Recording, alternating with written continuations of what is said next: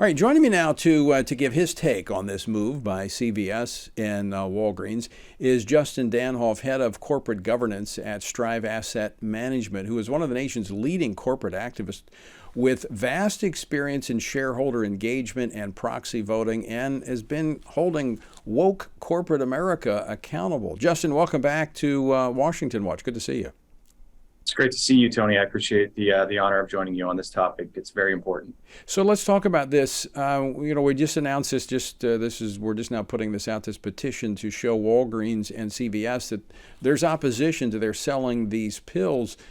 What other tactics do you recommend that would get the attention of these big pharmacy chains?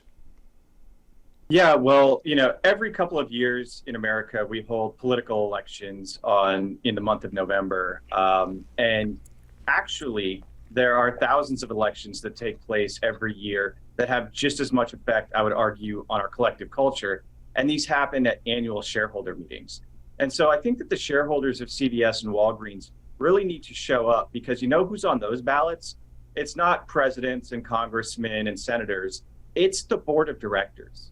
And these are very cushy positions. You have, 6, 7 meetings a year. You fly around in private jets. You get paid 6 or 7 figures for, the doing very, very little work, frankly.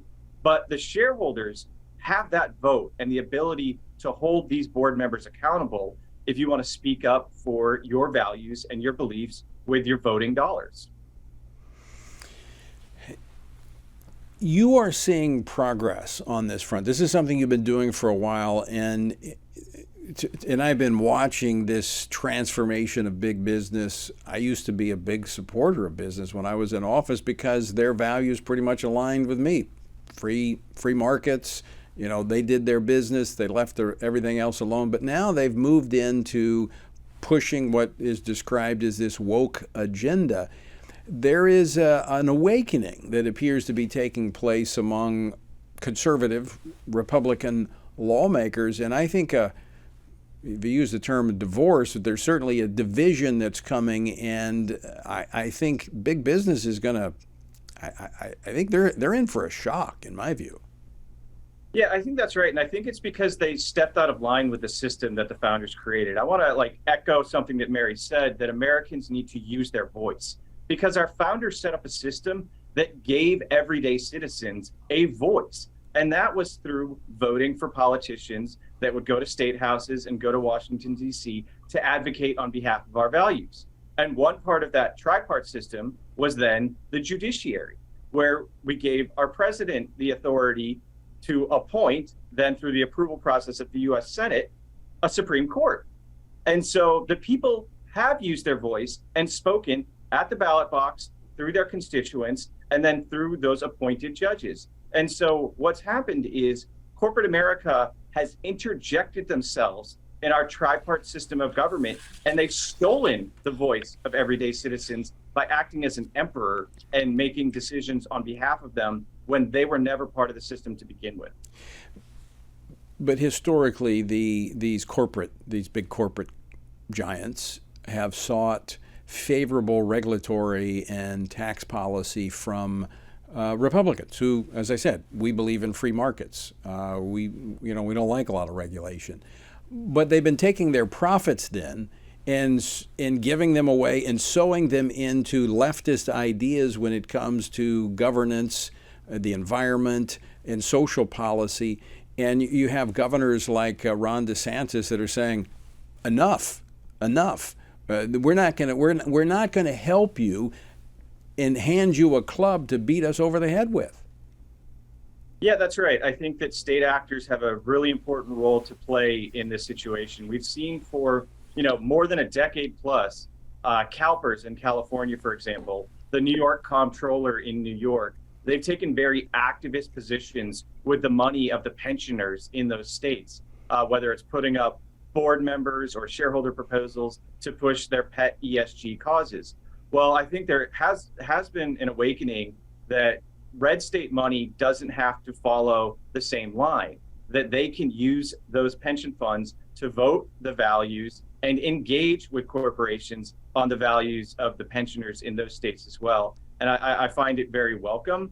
but action has to be taken. It can't be political grandstanding. Right. So I encourage these states to take a look at their voting behavior and really dig in and see how the votes they're making, again, at thousands of meetings every year, are affecting our collective culture. Okay, so let's talk about the individual, our average viewer out here who sees this, concerned about it. We've lost many of the institutions, the long march through the institutions, corporate America that was based upon, again, free market principles, was kind of the last, but it seems to be folding in the face of all this wokeism. What steps should our viewers and listeners take to be a part of the solution? Yeah, sure. So first of all, obviously what you and Mary are doing is incredibly important and impactful. So I wouldn't want I would encourage folks to join up with what you're engaging with. But also every business has a customer relations line. And CVS and Walgreens, they should be answering a call every 5 seconds tomorrow, if not every second, from everyone listening to your show, if they're a customer of, because it's hard to have any pharmacy in America that's not Walgreens or CVS, right? They're generally they're the largest, they're the most convenient to get to. And so if you're a customer, if you're a consumer, call them. If you're an investor, call the investor relations line. Again, that should be, spotlighted all day, every day, tomorrow. And again, every day until they change their decision-making process. Because as you rightly pointed out, they were very likely engaged with the other side on this issue before they made their decision to announce that they were going to use mifepristone, which, again, Mary rightly pointed out, over 50% of abortions are performed this way. And I'm afraid, Tony, I'm very afraid for the future. If this goes forward at CVS and Walgreens, that number is going to skyrocket. Yeah. 70, 80%. The talking process here, Dan. So I'm convinced that because they were prepared, they rolled out an announcement that they were seeking certification under the new rules. And these rules are so extensive, it takes you a while just to read through them. So to be able to say, yeah, we're seeking certification, tells me they were in conversations, they knew what these rules look like. Would this have been something that they would have taken to their board, the CEO? Would he have taken this to the board of directors of Walgreens or CVS, or is this something that is considered something that the CEO would have done on his own? It's very likely the CEO did this on their own. I would be shocked if this reached the board level, and that's why we should be reaching out to the board.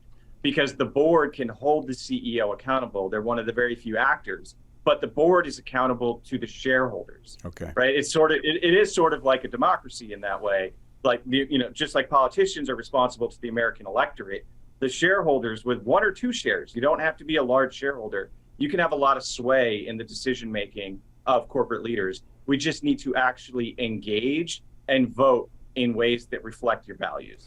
Good guidance, and we're getting right on that, and we're going to start compiling that information and get that out to our folks. Dan, always great to see you. Thanks so much for Justin. Thanks so much for joining us. Great job. Always appreciate having you on the program. Thank you, Tony.